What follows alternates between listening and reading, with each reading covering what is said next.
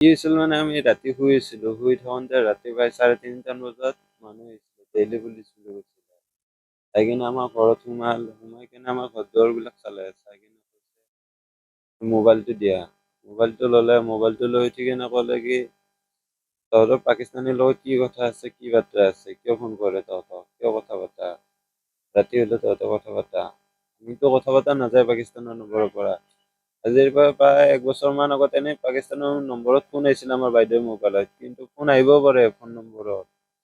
নহ'লে তেতিয়াতো কি একো কোৱা নাই, বাছ 5টা মান মিছ কল হৈছে। মিছ কল হৈ থাকোঁতে তাৰপিছত এনেই 5 ছেকেণ্ড মানৰ কাৰণে ফোনটো ৰিচিভ কৰা গৈছিল। বাছ সিখনটোৱে আৰু ফোন আহিছিলে, ফোন অহাটো হয়, কিন্তু কিহৰ কাৰণে ফোন কৰিছে, ক'ৰ পৰা ফোন কৰিছিলে ময়ো নাজানো, আমাৰ বাইদেউও নাজানে এইবিলাক। মিছ কল আহিছে। মিছ কলটো পাকিস্তানৰ পৰা আহা বুলি কৈছে।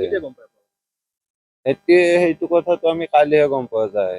ভিডিঅ' কল আহি তাৰপিছত অলপমান জুন মাহতে আহিছে। তাৰপিছত একো নাই।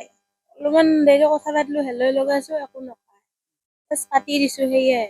একদিন অডিঅ' কল আহিছে, কি কৰি আছা, কি খবৰ, সেইটোৱে সুধিছে।